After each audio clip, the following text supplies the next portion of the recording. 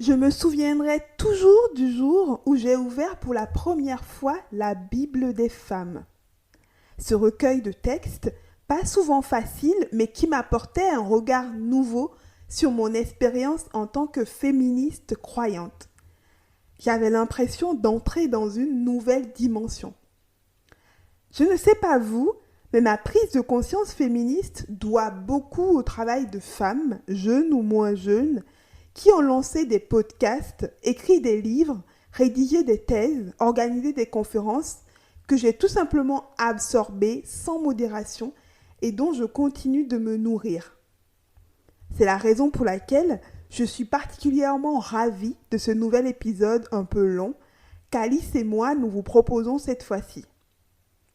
Nous l'avons pensé comme une conversation entre féministes catholiques, mais c'est aussi un espace où Séverine, Valentine, Mathilde, Adeline prennent le temps d'échanger et de parler de la manière dont ce nouveau vent féministe qui souffle sur le monde peut aussi renouveler l'Église catholique. Je suis Sinatou et vous écoutez Dieu.e, le podcast féministe et croyant. Je pense que les cultes religieux, tous les cultes religieux, visent à opprimer les femmes. Oh my God! Chaque personne, autant son féminisme que sa spiritualité, est unique, aussi unique que son parcours. Et c'est impossible de réduire quelqu'un à une définition.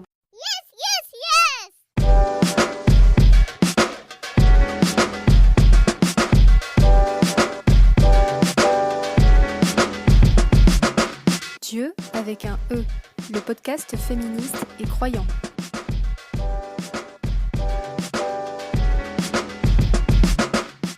Auditrices et auditeurs, bienvenue dans ce nouvel épisode de Dieu consacré au féminisme catholique français et à certaines initiatives récentes qui participent à son renouveau. Pour explorer le sujet, vous entendrez les voix d'Adeline et Séverine pour le groupe Féminisme en Église de la paroisse de Montrouge à Paris, de Valentine Riner pour la plateforme féministe Oh My Goddess et le podcast inclusif Bonne Nouvelle, et enfin de Mathilde Allot-Charmasson pour le podcast Des femmes et un Dieu. Cet épisode est un peu long. Il sera désormais chapitré sur Ocha et également dans sa description pour permettre une meilleure navigation. Et tout de suite, nous commençons avec la toute première question adressée à nos invités. Quel lien vous faites entre le féminisme et le catholicisme?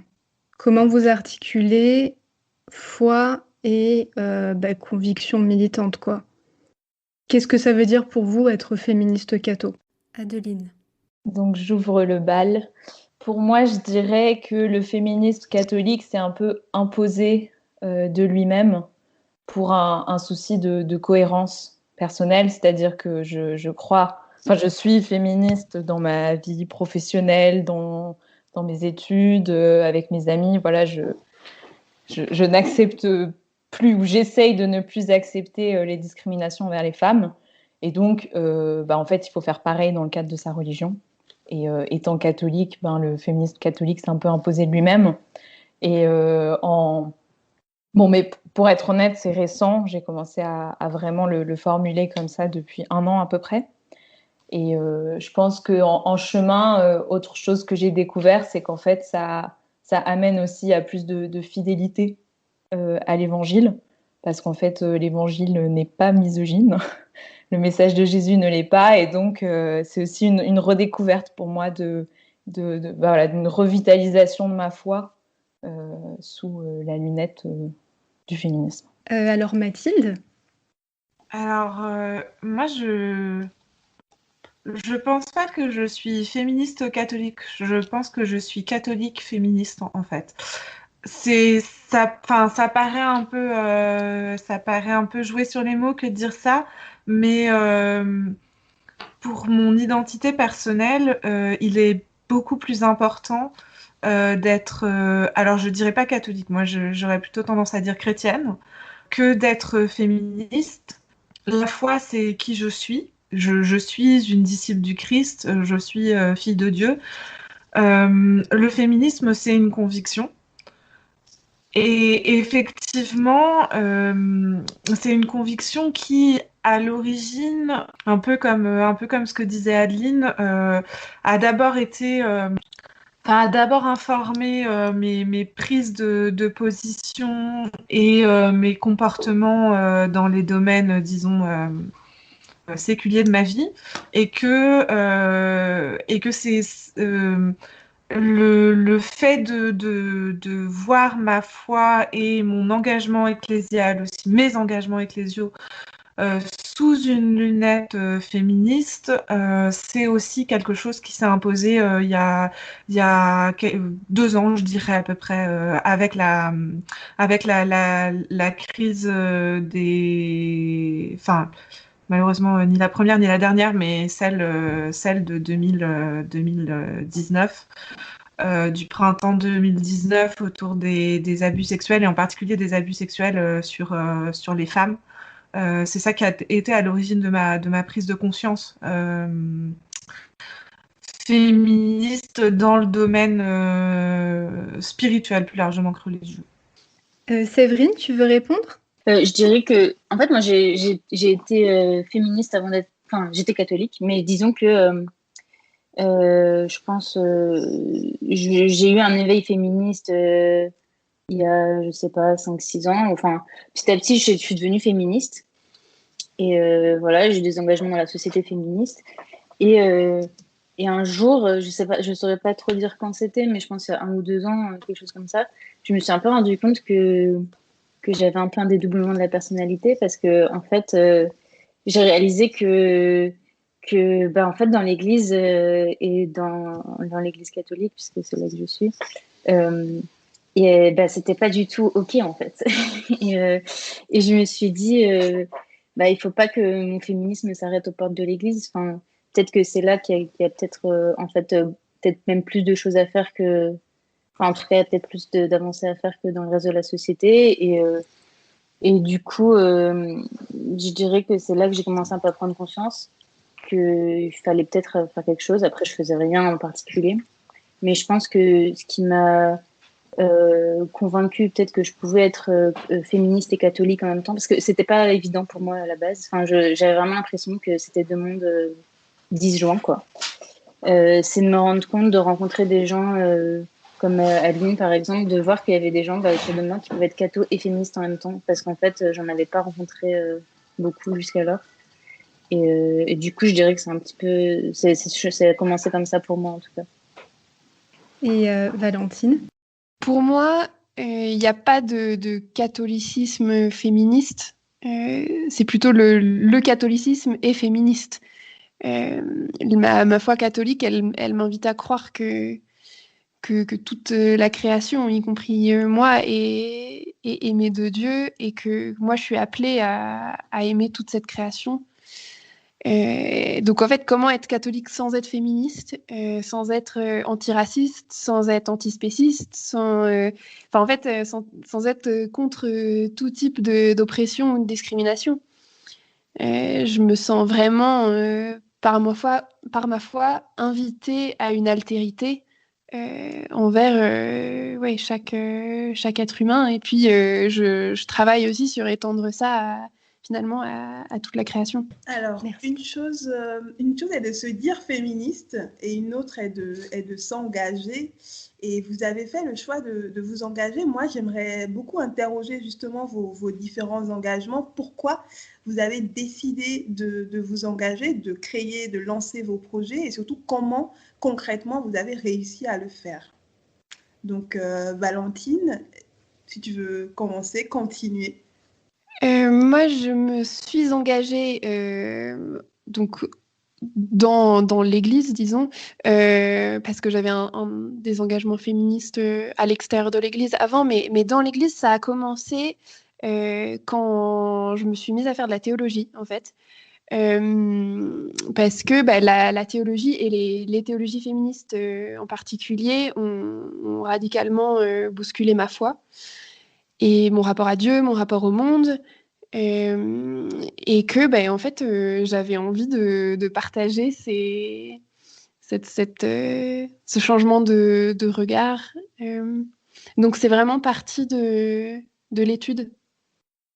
Et puis ensuite Ensuite, par amitié interposée, j'ai rencontré d'autres femmes qui étaient dans la même dynamique que moi. Et on a pu constituer un petit groupe autour de ce projet d'exploration. Et pendant un an, on s'est partagé des textes, des réflexions. Et puis, après, en 2018-2019, on était prête à se lancer et à partager, justement. Voilà, et puis bah, bon, on parlera sur peut-être le contenu de l'engagement après. Mais voilà, ça s'est fait dans une dynamique d'études et de recherche. Merci, Adeline. Alors nous, on est peut-être l'autre revers de la médaille, c'est-à-dire pour nous, ça a plutôt commencé dans l'action. Enfin, on était vraiment dans une démarche, qu'est-ce qu'on peut faire? Donc pour faire un historique, en fait, donc j'ai rencontré Séverine et 2 autres amis, Baptiste et Soline, en faisant un parcours qui s'appelle Even, de formation à notre paroisse. Donc on était tous les 4 dans la même paroisse. Et bon, on est devenus amis et on a commencé à parler de féminisme catholique. Et donc, du coup, quand on s'est dit c'est pas possible, il faut faire quelque chose, naturellement, le lieu d'action auquel on a pensé, c'était la paroisse, parce qu'on était là. Et voilà, donc pour ma part, au début, j'ai un peu cherché autour de moi qu'est-ce qui existait comme association. J'ai rencontré le comité de la Jupe, qui était un peu en dehors qui dépend pas d'une paroisse ou de l'église directement. Donc on s'est dit que c'était d'une certaine manière complémentaire de leur action d'agir dans l'église, voilà. Et donc on s'est dit qu'il fallait créer quelque chose, et c'est comme ça que notre groupe féminisme en église s'est monté, voilà. Séverine, tu veux peut-être compléter quelque chose? Je pense qu'Adeline a bien résumé, mais c'est vrai qu'on avait cette intention de s'inscrire dans une paroisse. Parce que du coup, on s'est rendu compte que c'était vraiment nous, on est un peu parti, je dirais, la fleur au fusil. On n'avait aucune idée de ce qui existait comme féminisme catholique. Enfin, c'est un peu une découverte quand même cette année aussi. Enfin, voilà, on continue à découvrir plein de choses. Et on s'est dit, on s'est rendu compte qu'il y avait des initiatives qui existaient par ailleurs, mais on n'a pas trop trouvé de choses qui soient un peu dans une paroisse et tout ça. Et on s'est dit, bah, nous, on est là, on va essayer de, du coup, faire quelque chose ici, enfin, ici dans notre paroisse. Et on s'est dit aussi que comme ça, on pourrait, ce serait peut-être une manière aussi de peut-être plus pouvoir pousser des choses en s'inscrivant dans une paroisse. Bon, on ne sait pas trop encore, hein, mais du coup, c'était un petit peu ça l'idée. Et voilà comment ça a démarré. On allait voir notre curé, puis on a discuté. Et puis... On y reviendra plus tard. Ouais, j'imagine. Mathilde, comment ça s'est passé pour toi? Alors moi en fait ça s'est inscrit dans un cheminement personnel un peu de discernement vocationnel au sens très large du terme. En 2018-2019, j'ai suivi une année de discernement dans la vie qui est proposée par les jésuites, qui s'appelle l'année des clics. Et en fait, je me questionnais beaucoup autour de comment incarner concrètement ma vocation de baptiser dans l'Église, sans attendre un appel vocationnel à un état de vie, mais vraiment, ça veut dire quoi pour moi être prêtre, prophète et roi aujourd'hui dans l'Église. Voilà, je me suis, petit à petit en me posant la question, je me suis rendu compte que ma grande passion dans la vie, c'était Dieu, que ce que j'aimais faire, c'était parler de Dieu, enfin me former et transmettre ce que j'avais appris, témoigner aussi de ce que je vivais dans la foi. Et c'était quelque chose que je vivais déjà dans mes amitiés notamment. Et puis bah, je cherchais du coup dans quoi ça pouvait s'incarner sans devenir religieuse parce que je me sentais pas appelée à ça. Bah, pas non plus dans la prêtrise puisque c'est évidemment quelque chose qui est pas possible aujourd'hui dans l'Église pour les femmes. Et donc il y avait ce chemin de discernement que je menais. Et en mars 2019, donc je l'ai un peu dit, j'ai regardé le documentaire sur Arte sur les religieuses abusées. Et ça a vraiment fait un catalyseur et je me suis dit c'est pas possible en fait, c'est pas l'église dont je veux faire partie, c'est pas l'église pour moi c'est pas l'église qui rend témoignage au Christ, cette église-là. Donc il faut vraiment que je fasse quelque chose. Et donc, il faut que je fasse quelque chose à rencontrer le discernement que j'étais en train de mener. Et, l'idée s'est un peu imposée toute seule de lancer un podcast. C'était une appli gratuite et mon téléphone portable. Voilà, les choses se sont mises en place et ça a démarré comme ça. Alors maintenant, on voulait vous poser une question concernant la transmission. Alors, je ne sais pas si vous vous êtes déjà posé la question du matrimoine catholique, notamment le matrimoine catholique féministe, mais est-ce que vous percevez une sorte d'héritage des femmes catholiques engagées des décennies ou des siècles précédents? Et est-ce que pour vous, l'histoire de ces femmes, l'engagement de ces femmes a une place dans votre engagement? Tiens, Adeline, je sens que tu as vachement envie de commencer. Pour être honnête, c'est une question que je ne m'étais pas posée avant que vous la posiez. L'héritage que je ressens le plus là maintenant, c'est celui des théologiennes, en fait, je pense. Parce que donc, pour lancer notre groupe, il a fallu un peu se renseigner et se cultiver, je dirais. Et donc, on a lu un certain nombre de livres et ça a été la découverte pour moi d'un monde. Et on s'est beaucoup appuyé pour nos premières conférences sur les livres Une Bible des femmes. Donc, il y a beaucoup de théologiennes protestantes dedans, dont Joanne, que vous avez eu dans le podcast. Et voilà, ça, c'est... je pense que pour nous, c'est un héritage fort parce qu'on peut s'appuyer sur ces bases hyper solides pour ensuite toutes nos actions et ça fonde théologiquement beaucoup de choses. Voilà, c'est le matrimoine auquel je pense. Voilà. Et Séverine? Un petit peu pareil qu'Adeline, je suis vraiment en découverte parce que j'ignorais complètement ça. Je découvre un monde aussi. Et en fait, la découverte d'une Bible des femmes, ça a vraiment été effectivement une porte qui s'est ouverte sur un monde que j'ignorais. Et je dois dire qu'en fait, à l'occasion de ce groupe qu'on a lancé, ça a vraiment été en tout cas l'occasion pour moi personnellement de redécouvrir des textes, par exemple comme La Samaritaine, etc., sous un aspect dont j'avais jamais entendu parler avant. Et c'est hyper... je dirais que ça renouvelle vachement, beaucoup ma foi en ce moment. Et en fait, c'est très joyeux de découvrir tout ça. Donc, je ne saurais pas vous donner des références, etc., parce que je connais pas, j'ai pas beaucoup de références dans le matrimoine féministe catholique, mais en tout cas, c'est quelque chose qu'on essaie de découvrir en ce moment. Et... Valentine, tu veux répondre? Les personnes auxquelles je pense que tu connais aussi, Alice, ces religieuses aux États-Unis qui, il y a une dizaine d'années, se sont élevées contre les sénateurs républicains chrétiens qui étaient soutenus par la conférence des évêques là-bas et qui s'opposaient à l'Obamacare, donc cette réforme de la sécurité sociale. Et ils s'opposaient au nom de leur foi chrétienne parce que la réforme, en favorisant l'accès des soins à tous, favorisait du coup aussi l'accompagnement des femmes dans certains actes abortifs. Et donc des sœurs catholiques ont massivement mobilisé leur communauté pour dénoncer une instrumentalisation de la foi.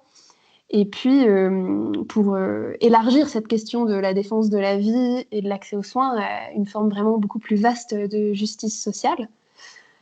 Et elles étaient soutenues par d'autres congrégations, des unions de supérieurs générales, tout ça, mais elles ont été complètement censurées par la conférence des évêques et surveillées par le Vatican. Enfin, c'était vraiment une grosse opposition. Et alors leur action a porté ses fruits. Enfin, on a reconnu qu'elles ont massivement participé à l'adoption de la réforme et elles sont devenues des figures d'inspiration pour toute une génération de personnes engagées auprès des gens en précarité. Et alors depuis, la commission de surveillance, elle a été close et puis il y a eu un travail de réhabilitation en fait de ce qu'elles avaient fait et que leur travail est reconnu aujourd'hui comme évangélique. Et moi, en tout cas, leurs engagements, ça m'a fait beaucoup avancer dans la façon dont je peux articuler mon appartenance ecclésiale et puis mes convictions sociétales profondes. Donc, je recommande à tout le monde qui nous écoute ce très beau documentaire de Rebecca Parrish en 2015 qui retrace toute leur épopée. Ça s'appelle Radical Grace. Mathilde, tu veux répondre ? Je pense que ce qui inspire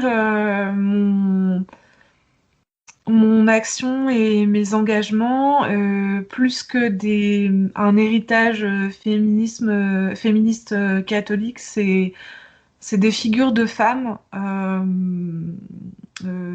voilà, engagées dans leur foi et qui viennent aussi, on en reparlera peut-être ensuite, faire voler en éclats la figure de la féminité traditionnelle qui est promue par le magistère. Je pense à quelqu'un notamment en fait ma grand-mère qui est quelqu'un qui a eu une grande influence sur mon éducation, sur les valeurs que je porte aujourd'hui et surtout aussi sur la transmission de la foi. Et donc c'est vraiment quelqu'un. Bon, aujourd'hui ça fait une dizaine d'années qu'elle est décédée, mais je pense souvent à elle dans le cadre du podcast parce que c'est quelqu'un qui qui déjà était très très engagée dans l'action sociale par son métier. Elle était assistante sociale dans le 20e arrondissement à Paris, mais aussi qui vivait de et par sa foi tous les engagements et tous les aspects de sa vie. Et pour moi, ça c'est vraiment une inspiration. Et je pense aussi à des figures comme Madeleine Delbrel, qui est quelqu'un qui m'inspire beaucoup aussi par son parcours, par la liberté dont elle a la liberté, la créativité dont elle a fait preuve dans l'incarnation de sa foi parce que elle pouvait pas devenir religieuse pour des raisons familiales et personnelles mais elle voulait quand même s'engager radicalement à la suite du Christ. Il n'y avait rien, aucune structure qui lui permettait de faire ce choix et elle a juste créé la structure qui lui permettait de le faire. Elle s'est engagée auprès des plus pauvres, elle a collaboré avec des communistes à Ivry où elle s'était installée à une époque où c'était strictement prohibé dans l'Église. Et puis c'est aussi quelqu'un quand on lit ce qu'elle a écrit, elle écrivait des poèmes, des récits avec un humour et un style génial, quoi. Donc il y a vraiment je pense cette liberté et cette créativité dans la suite du Christ qui m'inspire. Alors on aborde la deuxième partie de notre entretien et on aimerait beaucoup avoir votre avis sur les positionnements de l'Église catholique. Le pape François, il plaide souvent en faveur d'une meilleure reconnaissance des femmes, mais parle aussi de la théologie de la complémentarité homme-femme, c'est-à-dire que l'homme et la femme ne sont pas égaux, mais complémentaires. Qu'est-ce que vous en pensez, Valentine, par exemple? Je vais essayer d'en parler sans m'énerver.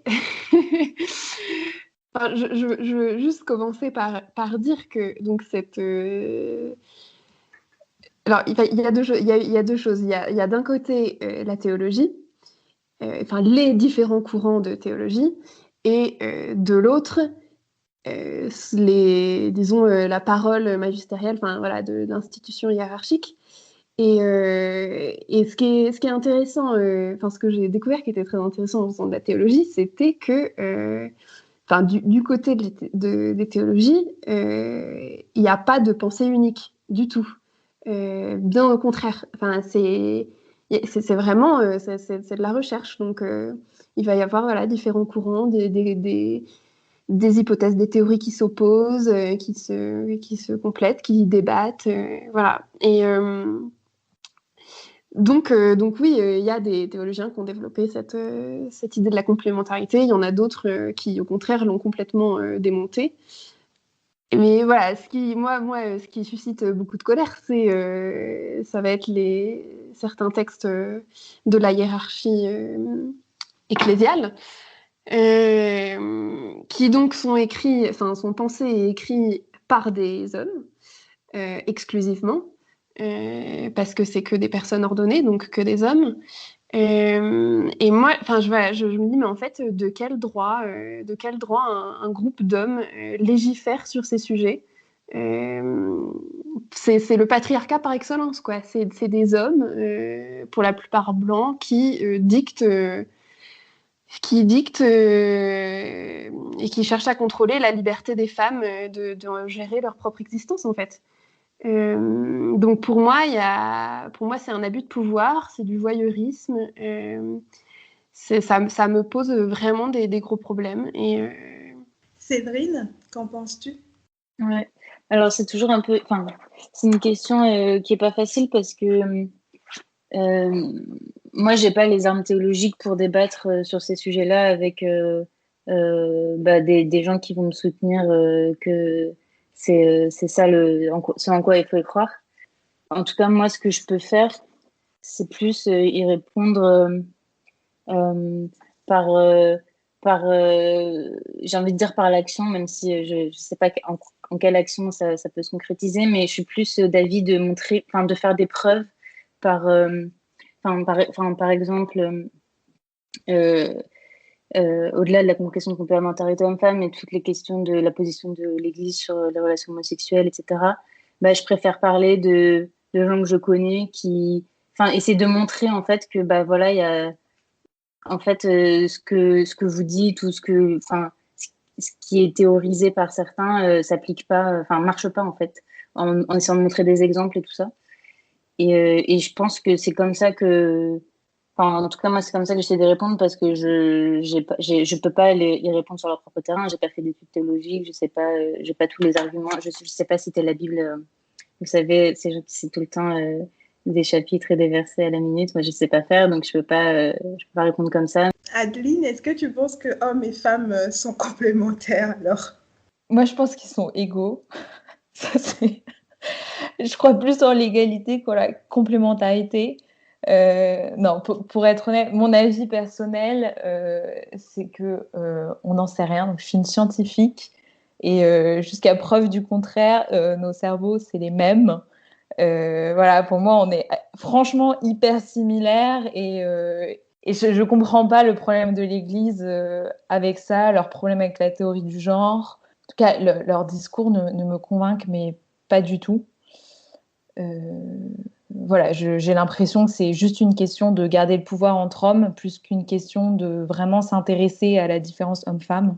Enfin, comme le disait Valentine, je vois pas, enfin, je pense qu'ils n'ont plus trop de légitimité à parler de ça quand on sait tout ce qui s'est passé dans l'Église et quand c'est une bande d'hommes célibataires de plus de 70 ans en Italie qui s'acharnent à définir ce que c'est que la femme. Moi, je suis pas quoi.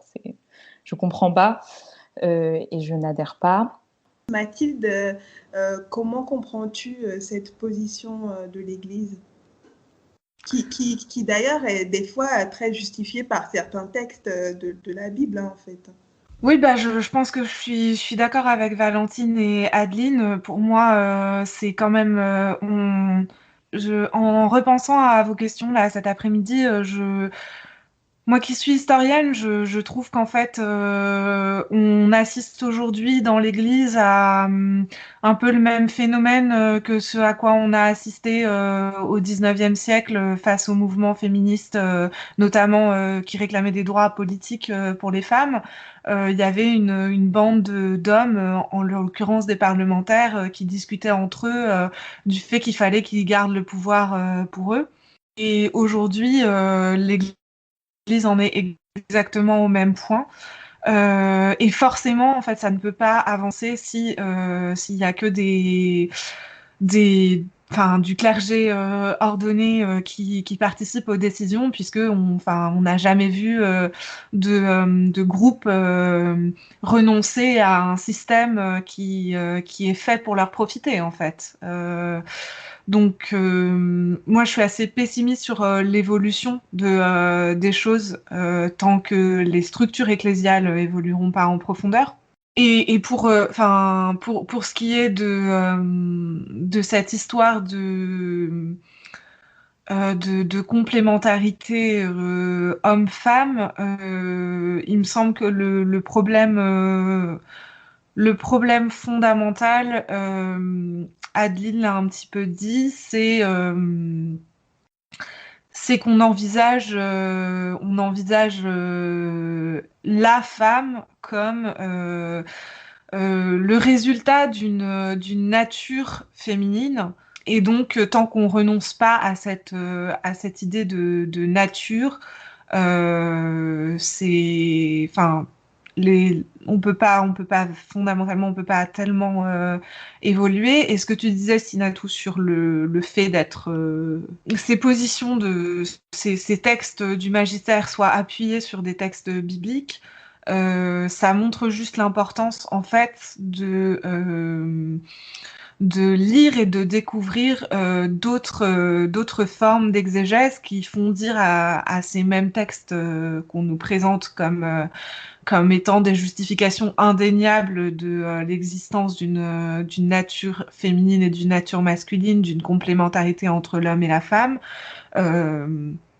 Ces mêmes textes lus par des personnes différentes ne se retrouvent plus du tout à cadrer avec cette interprétation. Je pense notamment au texte de la Genèse qui a une interprétation magistérielle assez implacable, mais si on lit des auteurs, des exégètes un peu différentes, moi je pense notamment à Delphine Orviller qui est donc une femme rabbin juive qui explique le texte de façon très différente. Donc les textes bibliques, c'est comme les textes littéraires, on peut leur faire dire ce qu'on veut leur faire dire. Donc d'où l'importance de s'ouvrir à d'autres courants théologiques et de comprendre effectivement que, et ça je pense que c'est un problème vraiment spécifiquement catholique, ce rapport au magistère comme étant le détenteur de la vérité, alors qu'il y a une recherche théologique avec une pluralité de courants et d'opinions, comme le soulignait Valentine, qui est beaucoup moins définitive que le fidèle moyen ne pourrait le penser. Alors, on va continuer dans les sujets qui fâchent. Le prochain sujet il concerne le contrôle des naissances et l'avortement. Sur le fait que plusieurs théologiennes catholiques féministes ont insisté sur la diversité d'opinions qui avaient été tolérées pour d'autres questions morales importantes telles que la justice économique, l'éthique de la guerre ou la peine capitale, mais pas pour les questions qui touchent profondément les femmes. Alors vous, qu'est-ce que vous pensez de cet état de fait dénoncé par ces théologiennes-là ? Adeline ? J'ai envie de dire, mon premier réflexe, c'est exactement comme l'histoire, ce que je disais précédemment sur la complémentarité homme-femme, qui est définie par une bande d'hommes.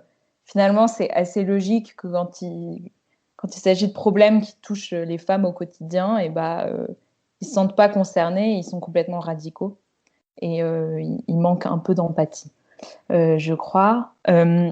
Après, sur la question du contrôle des naissances et de l'avortement, en tout cas, la position de l'Église me semble complètement exagérée moi, je n'y adhère pas. En tout cas, je ne suis pas convaincue par leurs arguments. Encore une fois, en fait, c'est un peu pareil. Vous parliez du rapport avec la Bible pour la complémentarité homme-femme.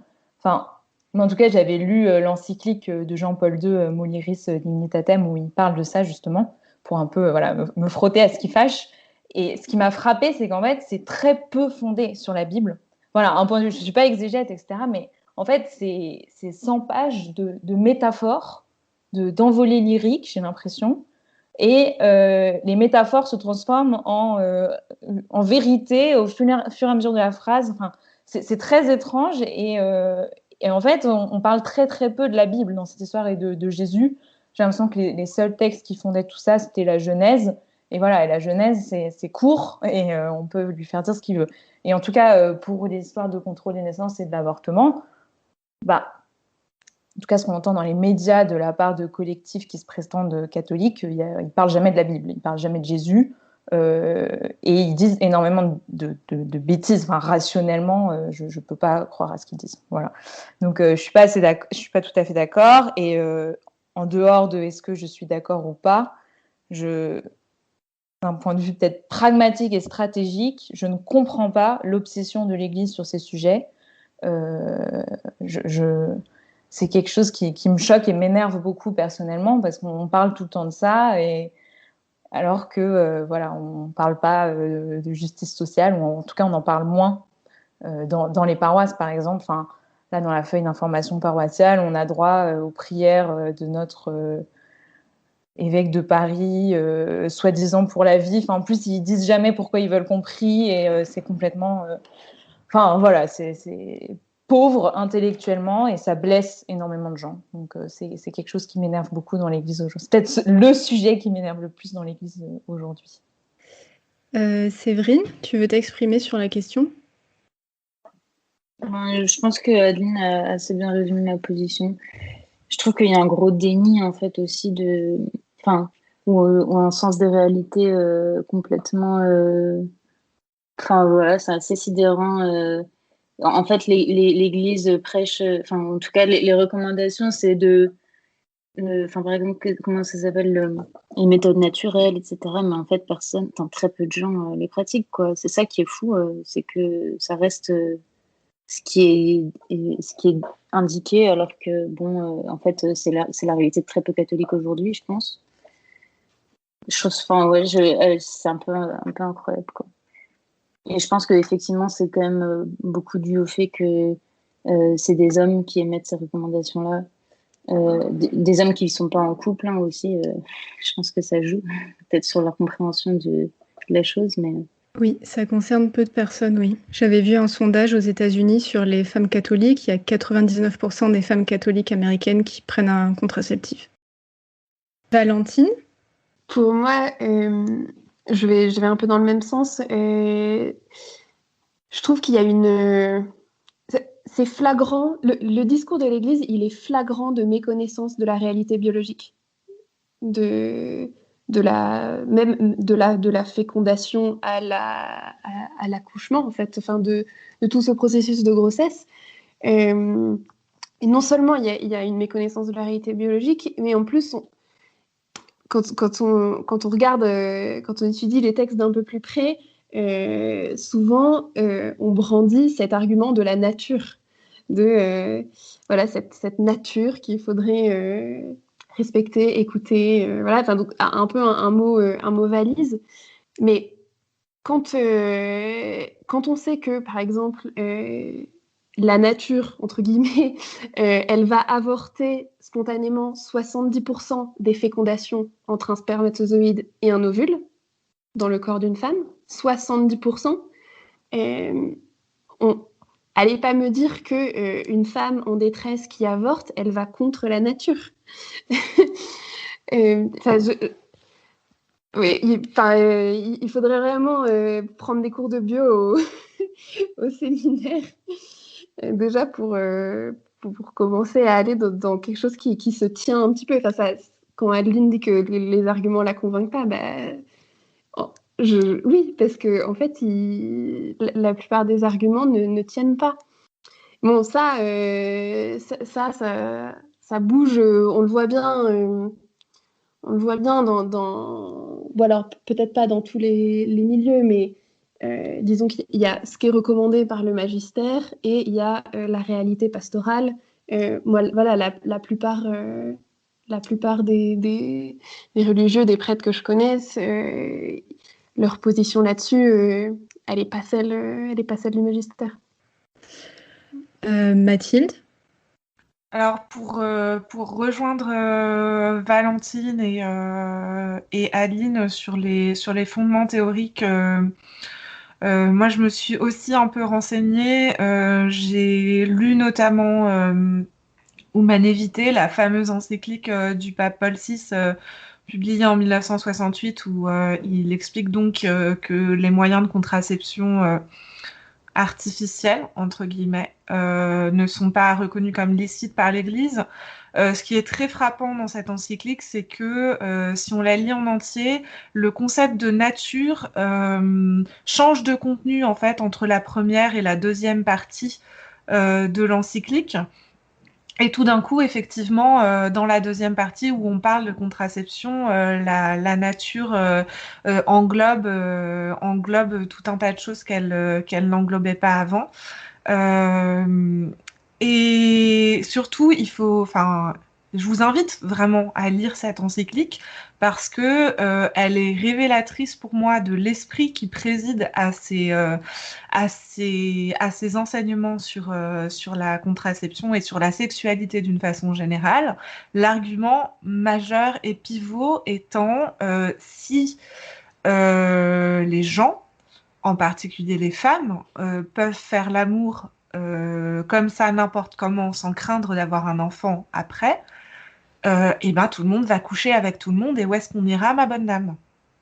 C'est vraiment un vieillard qui voit le pouvoir de direction des consciences et de contraintes sociales de l'Église se dissoudre et qui s'arc-boute sur le peu qu'il lui reste en fait. Et pour moi, ça relève vraiment de ça, les enseignements sur la contraception. Il faut aussi, quand même, comme autre argument, je pense que théologiquement, c'est très peu fondé. Et c'est aussi, il faut aussi replacer ces enseignements dans un contexte historique, parce qu'il faut savoir notamment que si on fait un peu d'histoire de l'Église, la morale sexuelle de l'Église a toujours été en décalage avec son temps, ça c'est une constante, enfin, avec les pratiques, disons, habituelles des fidèles. Mais ce qui aujourd'hui est présenté comme la panacée, à savoir les méthodes naturelles, était dans les années 30 condamné comme étant l'œuvre du diable. Pie XII, dans son encyclique Cassi Connubii, donc c'est la première encyclique qui s'adresse aux familles et aux époux, parle donc du coitus interruptus et d'autres méthodes naturelles qui commençaient à émerger autour du cycle de la femme, comme étant des péchés parce qu'il faut accueillir tous les enfants que Dieu trouve bon de vous donner. Donc, il y a vraiment, il y a vraiment aussi un déni d'histoire dans cette façon de présenter l'enseignement de l'Église comme étant quelque chose d'intemporel auquel l'Église ne peut pas renoncer parce que c'est une vérité universelle et reconnue de tout temps et en tout lieu. C'est faux, je veux dire, c'est un enseignement historiquement et géographiquement situé. De même que pour l'avortement, moi je regrette en fait de pas être mieux formée sur le sujet. J'ai cherché un petit peu, par exemple, à trouver de la littérature et de la théologie qui parlent de ça dans une perspective différente de celle proposée par le magistère. J'ai peut-être pas cherché correctement, mais enfin, c'est quand même un peu mon métier, la recherche bibliographique. J'ai j'ai trouvé une référence en anglais que j'arrive pas à me procurer, même sur Amazon, ni rien. C'est vraiment quelque chose qui me semble être pour le coup un domaine de la recherche théologique qui est complètement verrouillé par le magistère aujourd'hui. Alors que tu le disais, Alice, il y a une pluralité d'opinions qui est tolérée sur bien d'autres sujets. Et il faut savoir aussi que c'est pareil, cette histoire de protéger la vie depuis sa conception jusqu'à sa mort, naturelle et biologique, c'est quelque chose qui n'a pas fait l'unanimité chez les théologiens. Par exemple, saint Thomas d'Aquin, dans la Somme théologique, développe une discussion sur à partir de quand un fœtus a une âme. Et suivant les théologiens, d'ailleurs, des premiers siècles jusqu'au Moyen Âge, c'est, je sais pas, 20 jours, 40 jours, 3 mois. Il y a vraiment ces différences si c'est une fille ou un garçon. Enfin, je veux dire, c'est pour dire que c'est quelque chose et sur lequel biologiquement on n'est pas non plus. Enfin, moi je suis pas scientifique, mais sur lequel on n'est pas non plus si fixé que ça. De même que sur la question de la fin de vie. On va rester toujours dans les positions de l'Église. On parle beaucoup de la conception virginale de Jésus et surtout Marie est présentée comme le modèle et justement on aimerait savoir que représente Marie pour chacune d'entre vous. Valentine, par exemple, que représente Marie pour toi? Moi, dans le cadre de mon mémoire de fin d'études en théologie, je travaille notamment le texte du Magnificat. Et ça me frappe à quel point Marie, elle est loin d'être cette femme soumise, blonde, vêtue de bleu clair, avec un petit liseré argenté. Marie, dans cette prise de parole, donc dans le premier chapitre de Luc, qui est à peu près le seul endroit où elle dit plus de phrases à la suite, Marie, c'est vraiment une révolutionnaire. Son texte est d'une puissance d'émancipation et une puissance révolutionnaire hallucinante. Et j'ai appris récemment que ce texte, donc qu'on appelle le Magnificat, il avait été censuré dans certaines dictatures catholiques, notamment en Amérique latine. Voilà, moi, de travailler ce type de texte, voilà, quelque part, ça me réconcilie avec cette figure qu'on m'avait auparavant présentée un peu de façon éthérée et complètement hors sol. Voilà, elle me booste dans mon engagement. Adeline, que représente Marie pour toi alors? Alors, ouais, Marie, c'est l'ascenseur. Donc, ouais, quand j'étais enfant, ma grand-mère, elle m'emmenait tout le temps à Lourdes et tout. Donc, j'avais l'habitude de beaucoup prier Marie. Et ensuite, donc récemment, j'ai compris pas mal de choses fausses qu'on nous raconte sur Marie. Et surtout, ça m'a commencé à m'énerver, la tentative de toujours dire aux femmes soyez comme Marie. Enfin, je sais que c'est le premier truc. Mon père, il est diacre. Et donc, quand je lui parle des femmes dans l'église, il me dit oh non, mais Jésus, il adorait les femmes. Regarde la Vierge Marie, c'est la meilleure place, c'est la place des femmes. Enfin, ça m'énerve au plus loin. Donc, j'ai un peu arrêté de prier Marie. Et là, récemment, j'ai été un peu réconciliée avec Marie, avec une série de conférences qu'a donné Anne Soupa et Sylvaine Landrivon, qui s'appelait Marie telle que vous ne l'avez jamais vue. Et là, j'ai un peu découvert ce dont parlait Valentine, donc redécouvrir le Magnificat, redécouvrir la vraie figure de Marie, et notamment le fait qu'en fait, Marie, c'est pas la figure de la femme, c'est la figure du peuple juif. Et c'était un peu ce qui m'a le plus marqué dans leur conférence. Et on comprend, en fait, ça fait beaucoup plus sens vu comme ça, les évangiles. Enfin, en tout cas, moi, ça m'a paru faire beaucoup plus sens. Et voilà, donc je commence à recommencer un peu à prier Marie. Et voilà, pour moi, c'est pas une figure féminine, c'est une figure du peuple et de la personne qui rencontre Jésus et qui se laisse toucher et chambouler, qui mène la révolution, quoi, à sa suite. Mathilde? Moi, j'ai redécouvert aussi Marie assez récemment. J'étais un peu allergique à la dévotion mariale, notamment parce que j'ai pas besoin d'une mère, j'ai assez de la mienne, merci. Et, et en fait, ouais, il y avait vraiment ce côté maternel qui me gênait beaucoup. Ça, plus le fait de la présenter effectivement comme la figure à suivre pour les femmes, bien sûr du côté de la douceur, de l'humilité, voilà. Il y a une chose que j'aime bien dire quand même sur la façon dont on nous présente traditionnellement Marie, c'est que il est très intéressant que le clergé célibataire ait décidé de mettre en valeur une femme qui est à la fois vierge et mère, parce que c'est quand même le fantasme psychanalytique masculin parfait, et donc est forcément complètement inaccessible pour une femme normale. Donc voilà, enfin j'avais vraiment du mal, et puis en fait vraiment complètement par hasard dans ma pratique de prière quotidienne, j'ai recommencé à dire le chapelet.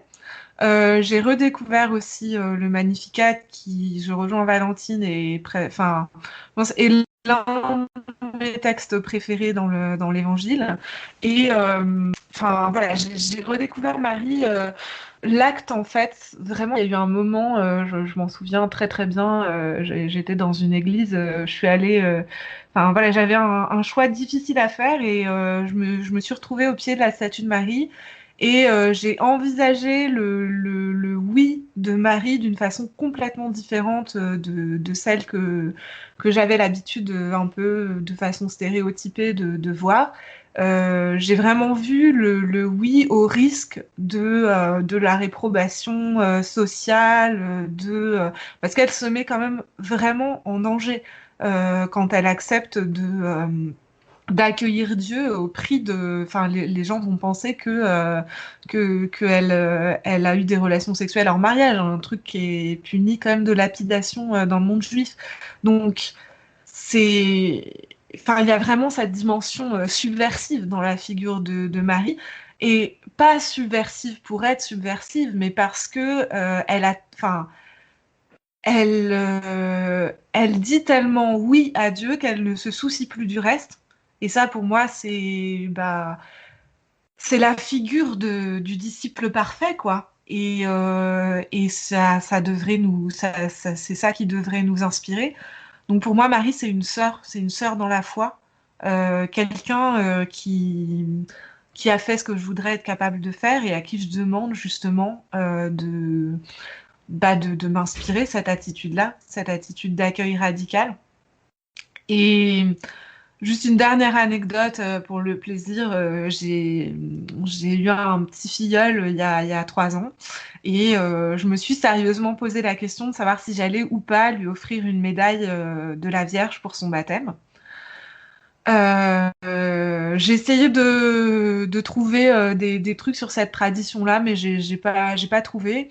Et du coup, j'ai finalement, avec son parent, on a quand même décidé de lui offrir une médaille de la Vierge, justement en me disant que Marie est le modèle de tout chrétien, et donc c'est pas un geste superstitieux de le mettre un peu sous la protection d'une mère qui remplace un peu les déesses féminines des cultes antiques, mais vraiment une façon de dire deviens comme elle, toi. Et donc ce filleul est un garçon, donc c'est d'autant plus significatif pour moi de dire que c'est pas d'abord une figure féminine, c'est du disciple.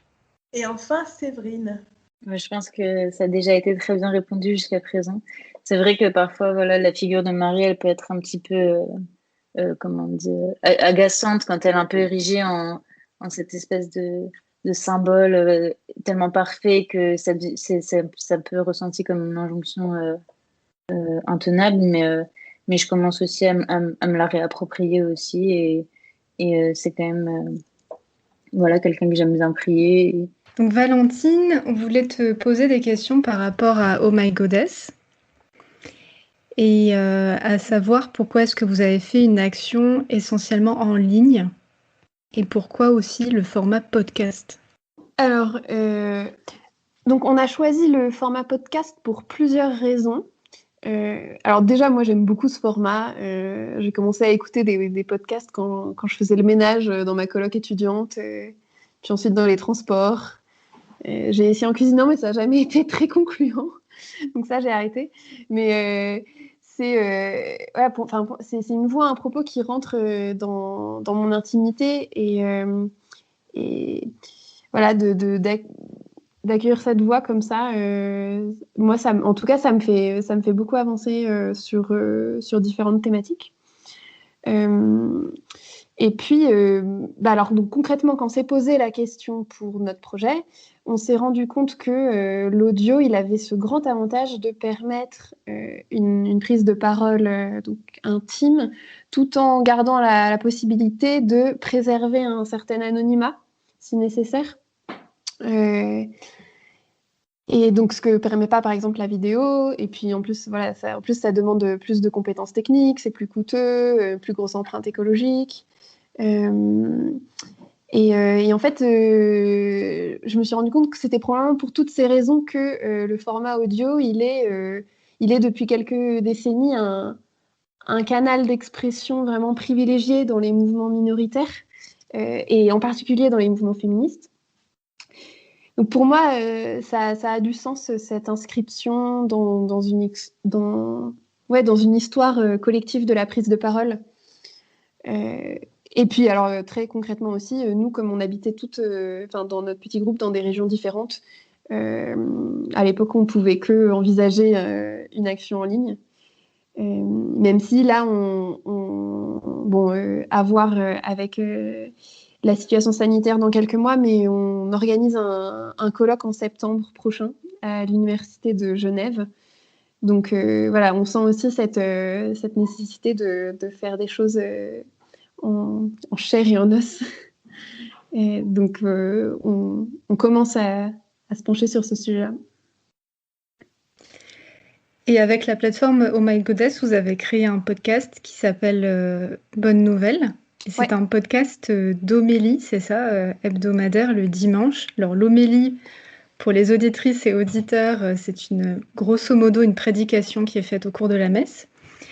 Alors pourquoi des homélies ? Et est-ce que pour vous, c'était un moyen de reprendre un espace en église ? Alors, donc moi, en fait, mon idée initiale, c'était de partager mes explorations de théologie féministe. C'est vraiment parti de cet élan-là. Ensuite, comme je vous ai dit, on a créé un petit groupe d'études pour explorer ensemble. Et on était attirés par un format type un peu entretien apport théorique dans la veine de ce qu'a lancé Mathilde depuis, avec des femmes et un Dieu. Ouais, mais déjà, on s'est dit que c'était un gros travail, donc chapeau Mathilde d'avoir relevé le défi. Et puis, on s'est laissé interpeller par l'initiative qui s'appelle Catholic Women Preach, qui est aux États-Unis, qui fait prêcher des femmes chaque dimanche en vidéo. Et en fait, on s'est dit que ce serait un beau point de départ. Que l'homélie, c'était un format qui pourrait toucher un autre public moins habitué des podcasts. Parce que, alors pour le coup, l'homélie, les catholiques savent très très bien ce que c'est. Ils savent à quoi s'attendre en nous écoutant. Plus qu'un podcast féministe et catholique. Et alors depuis, avec l'ampleur qu'ont pris les révélations des crimes sexuels, les prises de position comme celle d'Anne Soupa, les autres podcasts comme celui dans lequel on est aujourd'hui. Alors c'est devenu presque mainstream, le label catholique et féministe. Mais il y a 3 ans, alors beaucoup plus mainstream en tout cas qu'il y a 3 ans, on se disait qu'en fait personne allait nous écouter. Parce que du côté des féministes, ça n'intéresserait pas, et du côté des catholiques, ça n'intéresserait pas non plus. Donc, bon, finalement, le format de l'homélie avait beaucoup d'avantages. Voilà, même si, effectivement, on parle aujourd'hui plutôt de prédication. Enfin bref, voilà, il y a un débat sur est-ce qu'on devrait appeler ça des homélies ou pas, mais ça, on laisse le travail à des théologiens plus formés. Ok. Et sur votre site, parce que vous avez un site, du coup, enfin une vraie plateforme, Ouais. Dans votre présentation, vous parlez d'invisibilisation. Vous, parmi les personnes qui composent le podcast, ou toi, comment vous avez vécu cette invisibilisation en Église et à ton avis, quelle forme elle prend? Je peux parler, donc je parle de moi, enfin de mon expérience en tout cas. Moi, il y a un événement qui m'a beaucoup marquée. Donc il y a 2 ans et demi, mon grand-père est décédé brutalement, et j'étais très proche de lui. Et pendant la messe d'enterrement, au moment de l'homélie, j'ai eu comme un élan. Je me suis dit, mais j'aurais aimé prêcher aujourd'hui. Je devais être à l'époque en 2e année d'études de philosophie et théologie. J'avais déjà travaillé le texte qu'il avait choisi pour cette célébration. Et là, pour la première fois, j'ai vraiment ressenti physiquement la souffrance de l'exclusion à cause de mon sexe. Bon, le prêtre qui présidait, il a très bien célébré, probablement très bien prêché aussi, mais moi, j'étais prise dans cette douleur de me dire, en fait, mon Église, elle m'interdit ce ministère. Alors, j'avais pas, avant ça, j'avais pas forcément d'envie ou senti d'attirance pour devenir prêtre, mais là, je disais, mais en fait, voilà, il y a des choses qui me sont interdites pour l'unique raison de mon sexe, alors que l'évangile, c'est tout sauf un interdit. Donc pour moi, voilà, cette invisibilisation, elle est vraiment liée à ces histoires d'interdits, et c'est important, je pense, de dire que c'est douloureux pour certaines personnes. Alors moi, voilà, je l'ai senti dans cette situation-là, mais alors, il y en a d'autres qui vivent des interdits face à des élans qui sont encore plus, plus forts, plus prégnants que ce que moi j'ai pu ressentir ce jour-là. Mais ouais, c'est important de dire cette souffrance de l'exclusion. Et justement, très vite, dans votre présentation, vous parlez d'inclure, en plus des femmes, toutes les personnes qui peuvent être invisibilisées par l'Église catholique. Est-ce que, du coup, vous avez adapté des stratégies d'inclusion avec la plateforme, avec le podcast? Donc, nous, quand on a lancé le projet, on ne voulait pas se restreindre à la parole des femmes. On est plus à l'aise avec l'idée de donner la parole aux personnes qui, actuellement, ne l'ont pas. Donc, ça veut dire, alors dans le cadre de la prédication, ça veut dire les catholiques non ordonnés.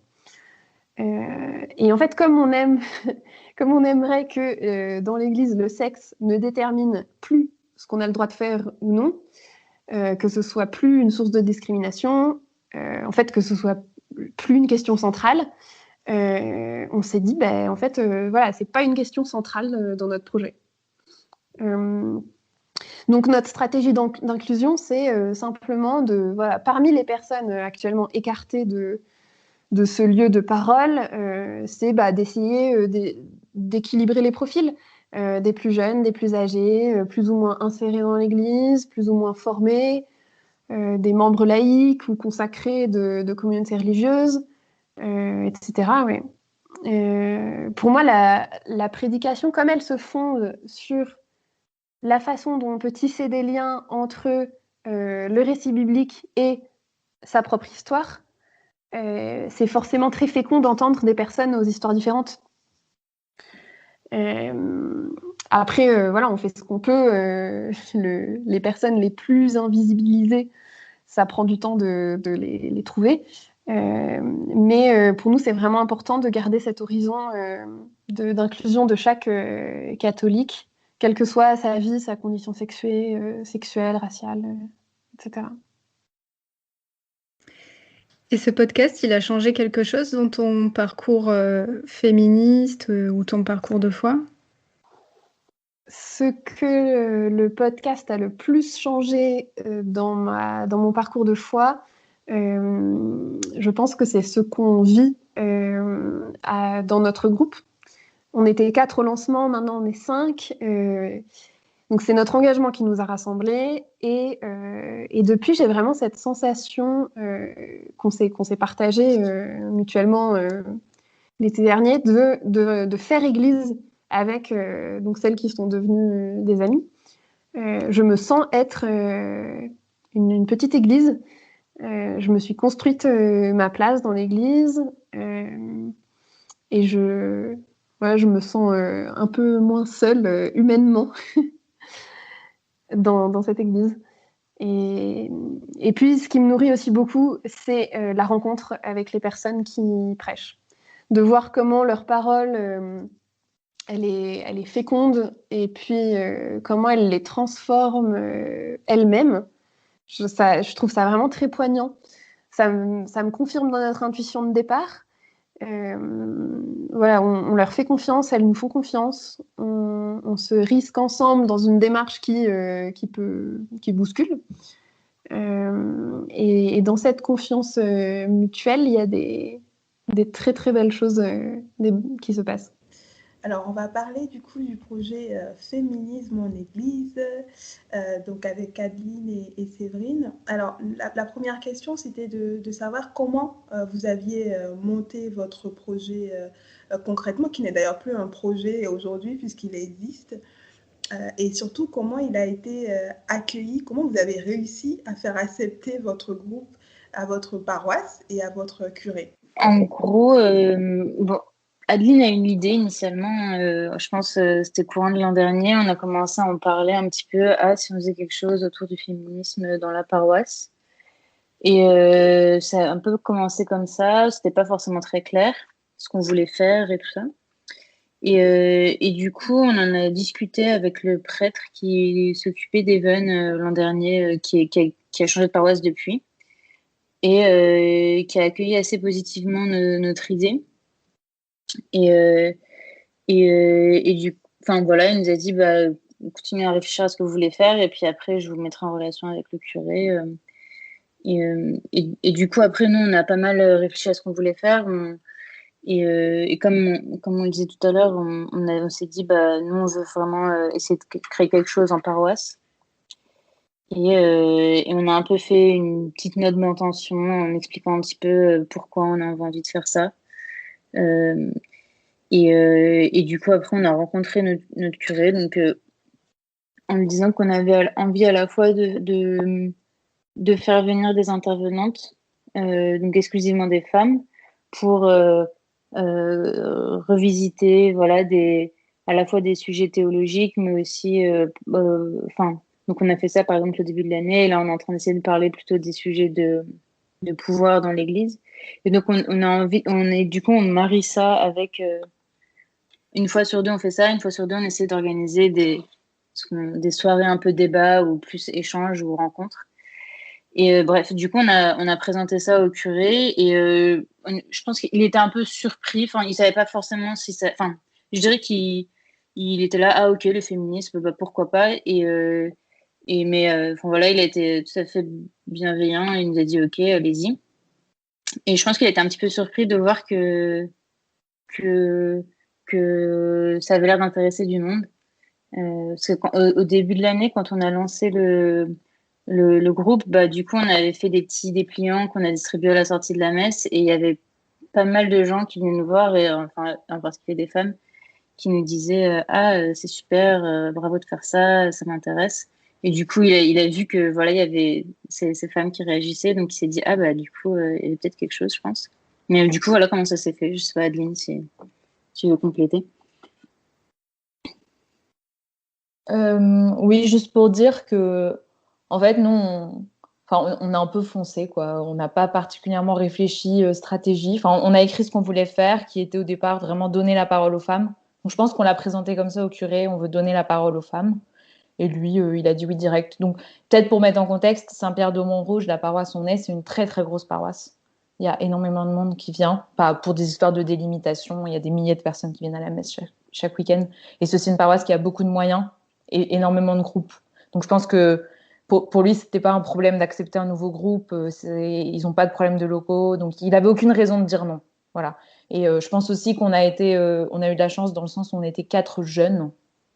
Et l'Église, elle peut pas se permettre de claquer la porte à 4 jeunes qui ont un projet. Enfin, il y avait juste aucun moyen qu'ils disent non. Enfin, je pense. Voilà. Et ensuite, on gagne parce que ça a bien marché. Voilà. Et du coup, les intervenantes, elles sont validées par la paroisse, par le curé, ou pas du tout, vous êtes totalement autonome? On est totalement autonome. Ça, on l'a... En fait, du fait que notre premier contact, c'était un prêtre qui est parti, en fait, on n'a jamais demandé de contact après. Et non, ça, on a été clair, on veut pas que ce soit un homme qui valide les femmes qu'on invite, c'est pénible, quoi. Bon, voilà. Et personne nous a jamais demandé qu'on soit contrôlé, quoi. D'accord. Donc, ouais. Et quand tu dis que ça marche très bien, c'est combien, comment tu mesures justement l'intérêt? Alors, je suis enthousiaste, hein.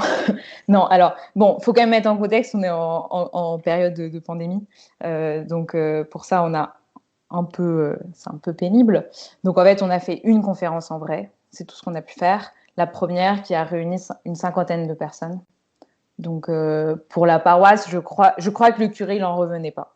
Parce qu'une conférence, en plus, on avait fait de la publicité sur la paroisse, un peu sur Facebook, mais sans plus. On n'a pas de réseau particulier, nous.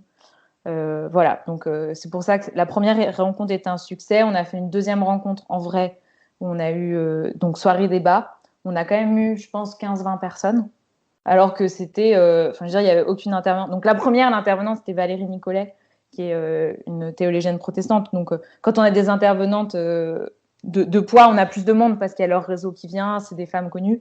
Voilà, mais la deuxième rencontre, on était très agréablement surpris. Voilà, 15-20 personnes. Bon, depuis, on fait tout à distance. Donc là, c'est un peu plus compliqué. On a moins de monde. Surtout il y a souvent pas mal de femmes âgées qui viennent quand même, qui du coup sont pas hyper à l'aise avec Zoom, etc. Donc là, c'est un peu plus compliqué. Voilà. Et dans le comité, on va dire, d'organisation, comment vous impliquez les paroissiens? Est-ce que certains ou certaines se sont engagés à vos côtés depuis? Du coup, on en a une qui nous a rejoint, mais qu'on voit plus trop depuis qu'on peut plus se voir en vrai. Et non, ça c'est un gros souci pour nous, c'est que comme on se voit plus en vrai, en fait, on n'a pas pu nouer des liens plus forts que. Enfin, c'est très anonyme ces rencontres sur Zoom, surtout. Enfin voilà, du coup, on est 5 maintenant, donc une de plus. Mais on lance plein d'appels, rejoignez-nous, mais pour l'instant, on attend encore. Voilà. Ça va venir. Et à votre avis, comment le projet renouvelle l'Église? Peut-être que tu veux dire quelque chose, Séverine, avant. Alors, je sais pas en quoi ça renouvelle l'Église, mais je pense que quelque part, on a répondu à un besoin. En fait, je pense que nous, on a ressenti ce besoin-là, donc on a répondu à notre propre besoin et on s'est rendu compte que ça répondait aussi à une envie d'autres paroissiennes et paroissiens. Je pense que du coup, moi, une chose qui m'a pas mal surprise dans les gens qui viennent, il y a beaucoup de femmes assez âgées, on va dire, type grand-mère, dame Cathy, etc. Et donc des femmes en fait qui sont impliquées depuis longtemps dans la paroisse.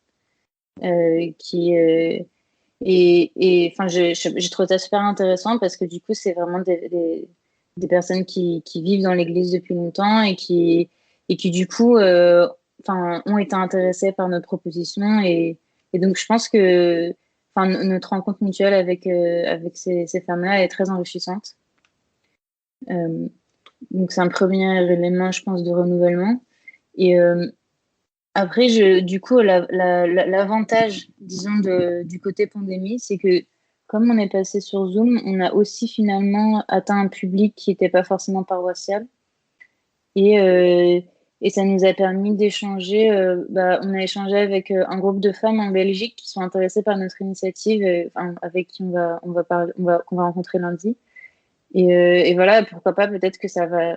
On a aussi un autre groupe de femmes dans une paroisse à Paris, dans le 17e, qui nous ont contactés. Donc, je sais pas, enfin, voilà, peut-être que ça suscitera des initiatives similaires. Quels pourraient être les défis qui pourraient, ou les difficultés que pourraient rencontrer d'autres paroisses qui souhaitent répliquer votre projet? Alors, je voulais juste compléter sur ce que disait Séverine sur le renouveau, et c'était un peu en lien avec ce que disait Valentine.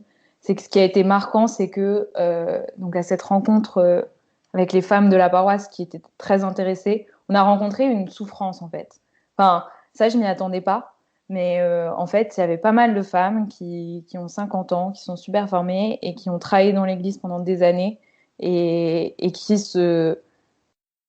ne supportent plus en fait les discriminations qu'elles vivent parce qu'elles en vivent voilà partout, plus ou moins fortes, plus ou moins violentes, mais il y a une lassitude aussi parce que des petites humiliations on les supporte 1 an, 2 ans, au bout de 20 ans en fait voilà, c'est plus possible. Donc ça c'était très touchant et je dirais que le défi qui se pose à nous maintenant c'est de faire autre chose, enfin de faire quelque chose pour ces femmes en fait, en tout cas au sein de notre paroisse. Voilà, c'est un peu la prochaine étape à laquelle on s'attaque. Donc il y a des souffrances autour de la liturgie, beaucoup.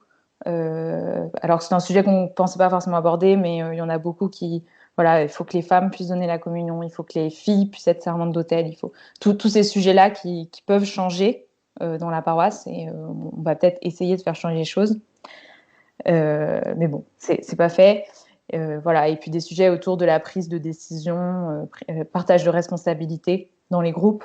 Parce que, enfin, voilà, il y a aussi des responsabilités au sein de la paroisse. Effectivement, vu la structure de l'Église, le curé est maître en son royaume, quoi. À la fin, il y a toujours la décision en ses mains, mais il y a quand même au sein des groupes même des discriminations entre paroissiens et paroissiennes, quoi. Je pense qu'il y a des... Je pense, voilà, je vise personne en particulier. Voilà, et des défis pour d'autres groupes. Il y en a probablement plein pour l'instant. Je pense qu'un défi qu'on va avoir nous aussi, c'est que, en fait, pour l'instant, on a créé un espace de débat. Les femmes qui viennent, je pense qu'on est toutes sur des longueurs d'onde très, très, très différentes. Mais sur des sujets comme ceux dont on a parlé, de l'avortement, la contraception, je pense qu'on a des opinions, il y a de tout, en fait. Voilà, donc il y en a beaucoup, il y en a qui nous ont dit que ce qu'elles ont apprécié, c'est de enfin avoir un espace de débat. Donc pour l'instant, voilà, on a un espace de débat, ce qui déjà est quelque chose, parce qu'en fait, ça n'existe pas forcément, c'est des sujets tabous souvent en paroisse. Donc voilà, un défi, c'est de garder un débat serein et sans se taper les uns sur les autres, et puis de dépasser ce débat. Voilà. Quoi faire une fois qu'on a débattu. Et après, c'est ça. Ouais. Parce qu'on en est un peu au stade où on a eu plusieurs débats, etc. Et ce serait vraiment dommage de s'arrêter là, quoi.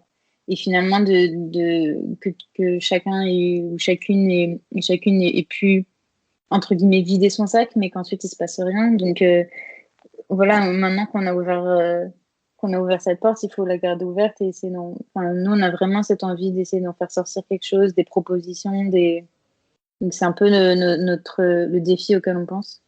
Et par rapport à ta question, Sinatou, sur quelles difficultés pourraient se rencontrer en lançant ça dans d'autres paroisses, je pense que quand même, il faut, à mon avis, il y a une grosse dépendance, c'est l'accueil du curé, en fait, tout simplement.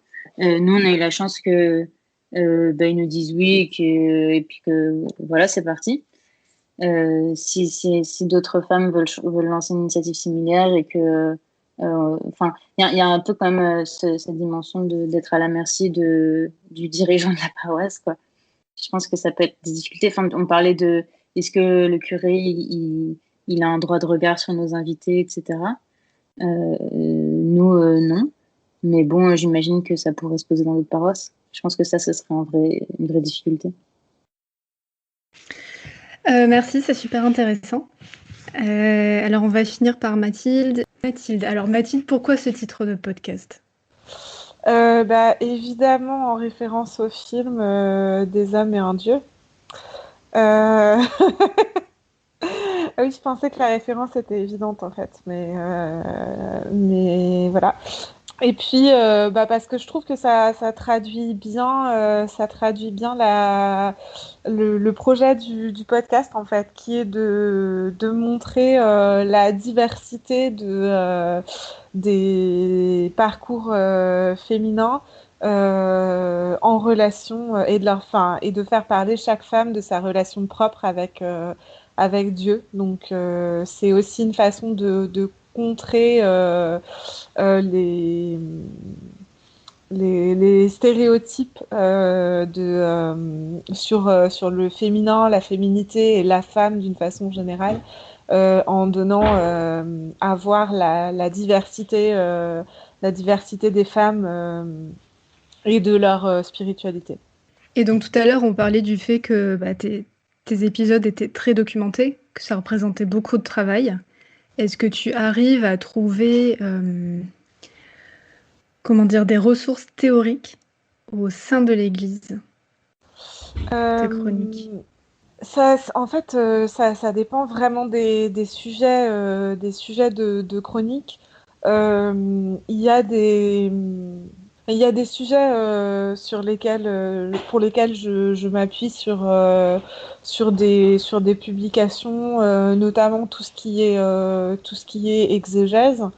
Pour un certain nombre de sujets, comme par exemple, je pense à la chronique que j'avais faite sur la femme ou les femmes, qui est, si je me souviens bien, l'épisode 5 de la saison 1, où en fait, donc, je parle de cette façon de transformer la diversité des femmes en un archétype féminin. Je pense que je dois ça à mes études en sciences humaines et en histoire. Je me fais assez confiance, c'est-à-dire que je lis les textes du magistère et puis j'analyse ce que j'en pense et je mets ça en regard avec les connaissances que j'ai sur le plan profane et puis je dis ce que je pense, voilà. Enfin, c'est il y a vraiment, et je pense que du coup c'est aussi une démarche féministe en soi que en tant que femme et dans l'Église en tant que laïque, penser que sa parole est légitime. Alors on va en reparler sans doute, mais c'est vrai que moi j'ai fait une grande école littéraire. Je suis en posture aussi dans mon métier de dispensation du savoir, on va dire. Et donc, j'ai cette chance par mon éducation, par ma formation, d'avoir à la fois la confiance et les ressources théoriques qui me permettent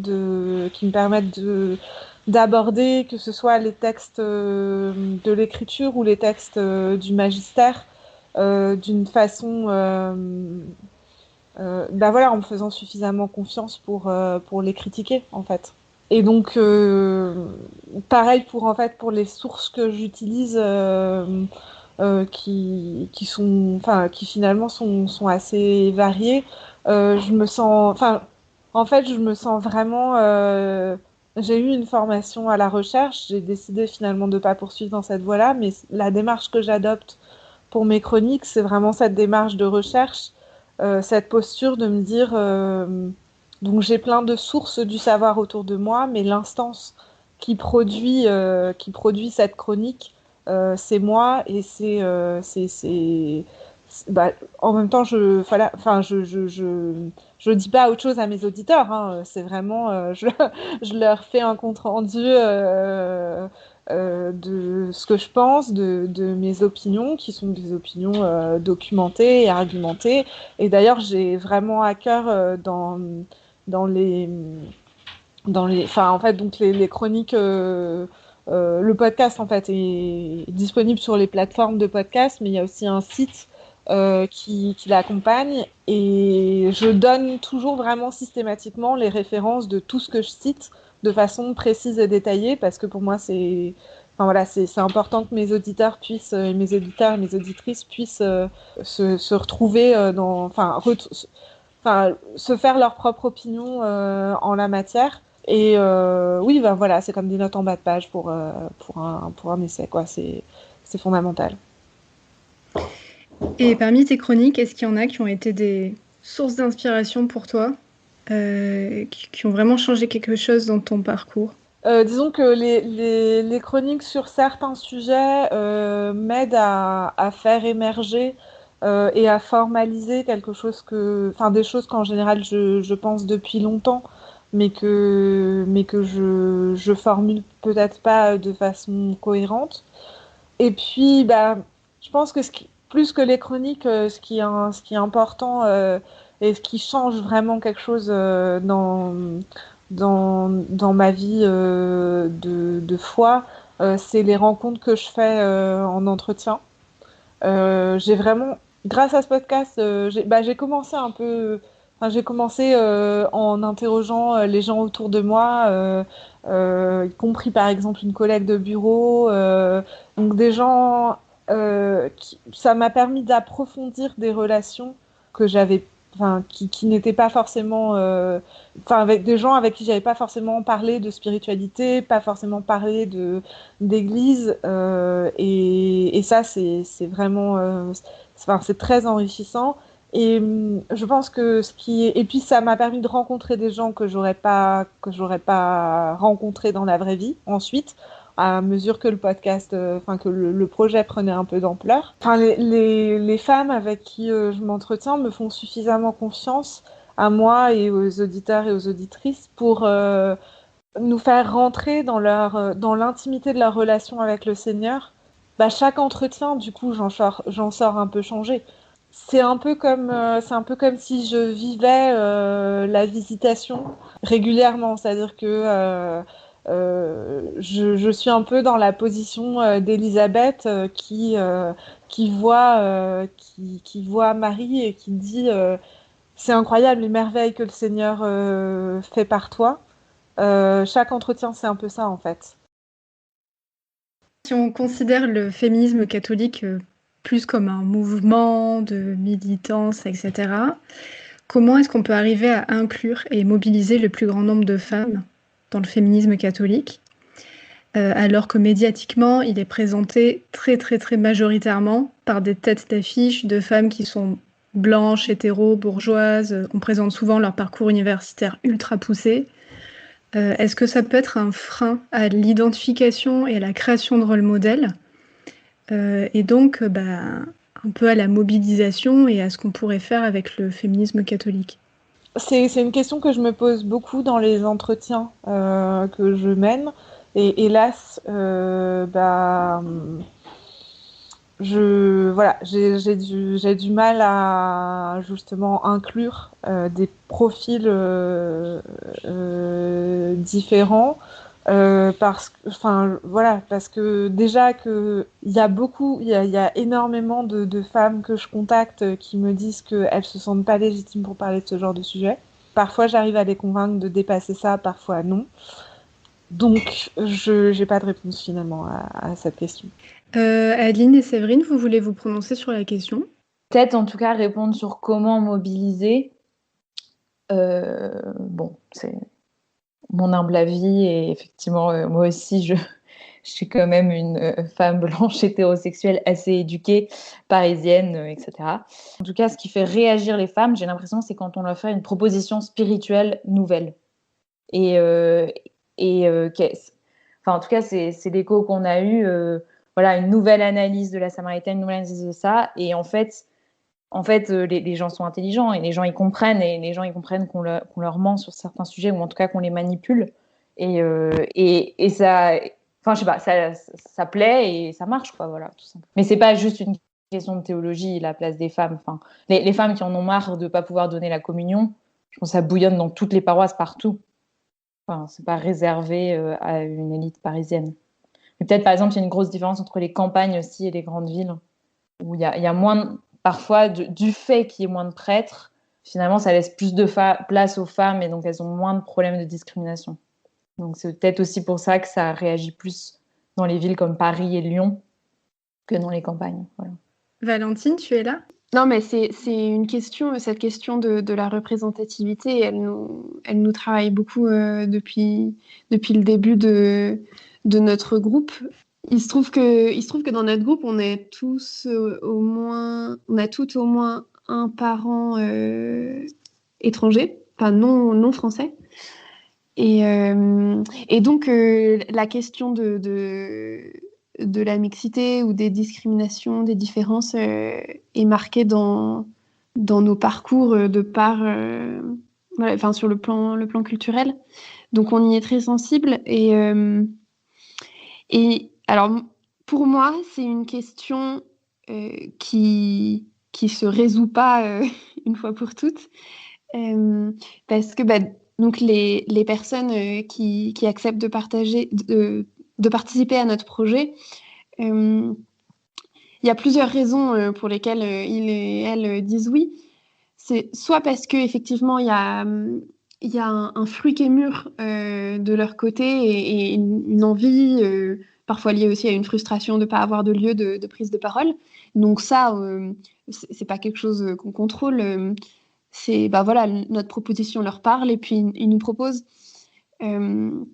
Ensuite, voilà, à nous de voir s'il y a la place de les faire parler et de pas faire parler justement que des personnes qui sont prêtes à parler, mais d'aller chercher des personnes qui,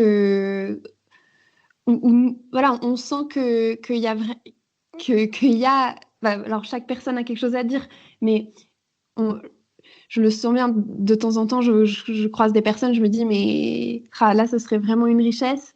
Et le oui, la prise de risque, donc qui est plus ou moins grande en fonction d'où on vient, et des préjugés ou des discriminations qu'on a subies. Ce oui, il se joue dans la confiance, en fait, dans le lien. Donc, pour moi, c'est un travail de lien, d'oser toujours un peu s'arracher des relations, des cercles qu'on connaît et d'oser aller toquer à la porte, d'oser demander, oser proposer et en fait s'investir dans des relations avec des personnes diverses. Et pour moi, c'est dans ce terreau du lien de confiance qu'une personne va se sentir voilà, suffisamment soutenue et en confiance pour oser un pas qui est peut-être plus grand qu'une personne qui est plus formée, plus d'un milieu social plus privilégié, etc.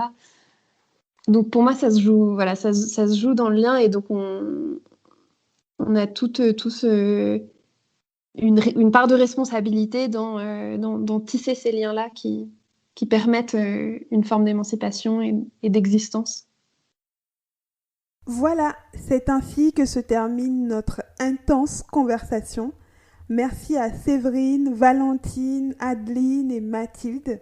Merci à vous pour votre écoute. N'hésitez pas à nous dire ce que vous pensez de ce nouvel épisode sur les réseaux sociaux. Nous sommes sur Facebook, Twitter et Instagram. Vous pouvez aussi nous envoyer un mail à dieupodcast@gmail.com. Nous sommes toujours très heureuses de vous lire. Partagez notre podcast autour de vous Et n'oubliez pas, vous pouvez aussi nous aider à aller encore plus loin en nous laissant un don sur Tipeee. Le lien est disponible dans la description de notre podcast. Merci encore et à très très bientôt.